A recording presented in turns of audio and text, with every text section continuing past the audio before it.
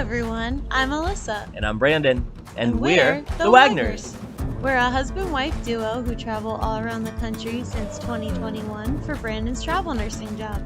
We love hiking, car camping, new cities, and of course, the best food and drink.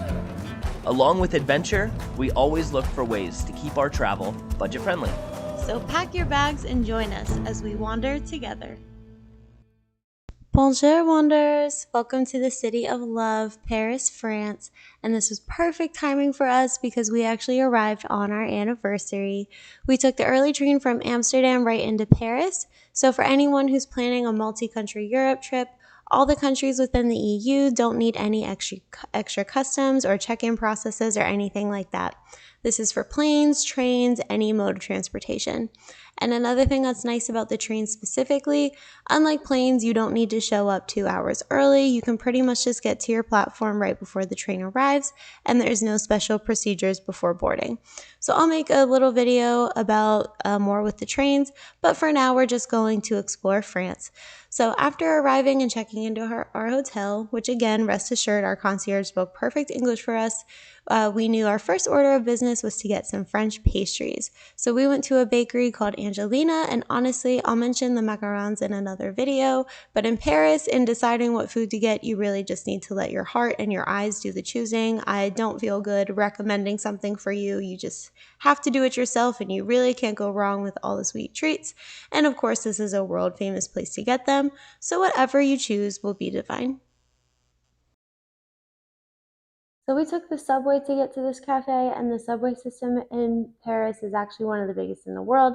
It's very comprehensive, so you will have no issues getting around. So we just typed our final destination into Google Transit and then just followed the steps step by step until we got where we needed to go.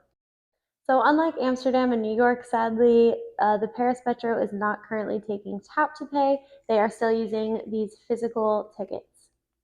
A ticket is €2.10, and that will get you like everywhere in an immediate area. If you're going very far, you may need a different specialized ticket, but don't worry about that too much. Google Transit's pretty good about telling you when you need to get something new or the steps you need to take to do that, so don't worry about that. So our friends going to the 2024 Paris Olympics, sadly, they are increasing the price of your metro tickets just from July 20th to September 8th. So that is going to be €4 instead of €2.10. Locals will be exempt from this, so sorry for people going to the Olympics. You'll have to pay a little bit more for the metro, but I mean, I get it. Anyway, once you get your physical ticket, there will be a little reader and you just slide it in and it will pop out the other side, and then you can just take it on your way out and the doors will open up. It's not very tech savvy, but it's pretty easy. Honestly, we just really loved walking around and exploring, so we often chose to walk and sightsee instead of take the public transit. One thing that we really loved, and of course you can instantly notice in Paris, is the very uniform and distinct architecture. Just like Amsterdam, if you see a picture of Paris, you can instantly know where it was taken. Another thing we loved was the insane amount of these little side street cafes. They have very similar chairs, all facing out towards the street instead of facing in towards the table, and we stopped for lunch at one of these cafes called Café Fleur.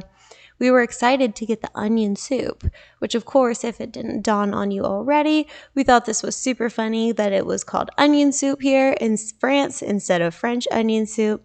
So if you were with us in Amsterdam, I debriefed all of my fellow US coffee drinkers about the differences of ordering coffee in Europe. So here you can see I have my coffee au lait, or coffee with milk, and I have my little mini carafe of espresso, steamed milk, and sugar on the side so I can make my coffee just as I like it. I really love the little separate container of my steamed milk. I don't know why, I just thought that was the cutest thing ever. So another thing you won't find, which here, to be honest, I found my American self finding very frustrating, was you won't really find coffee to go. So I really appreciate the French sentiment and ideal of sitting down and really enjoying your meals and not rushing, but the American tourist in me, who also just likes to in general nurse my coffee as well as just wanted to sightsee, was kind of frustrated that I had to sit and finish my coffee instead of just taking what I had left and going to see some more sights.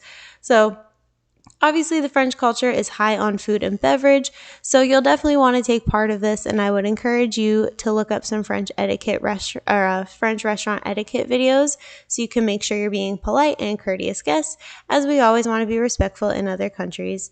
So one thing I will tell you that is unlike American culture and restaurants is your server. Unlike in America, your server will check in on you often.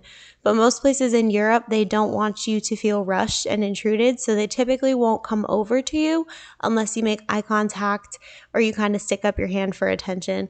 So in France especially, it's very normal for people to sit for hours, so you have to ask for your check whenever you're ready.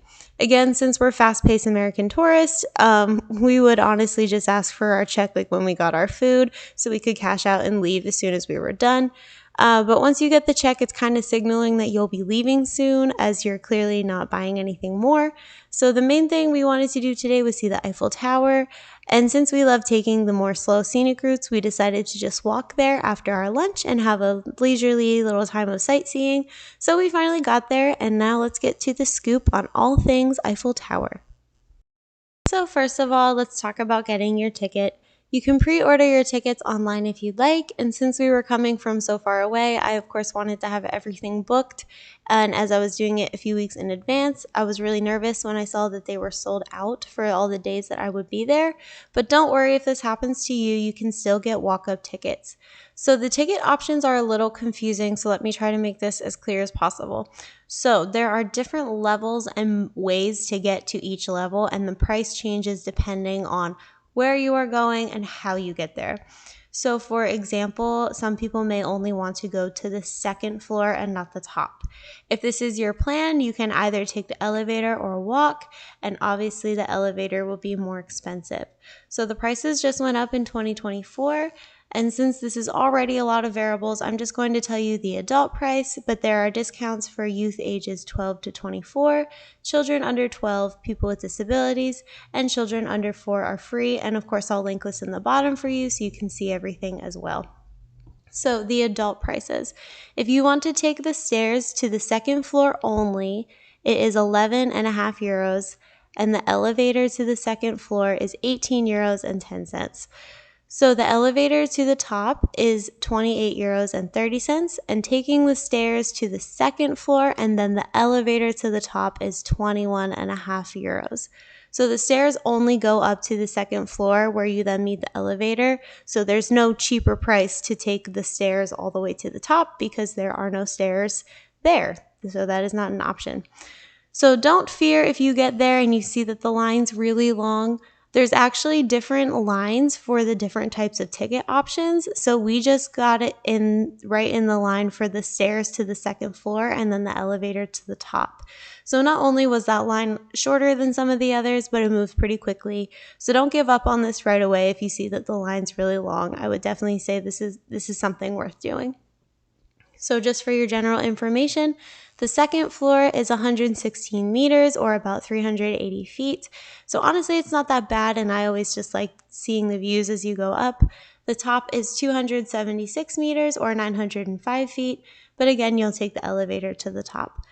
Honestly, this whole process is pretty seamless until you get to the elevators. It gets really crammed and chaotic pretty fast.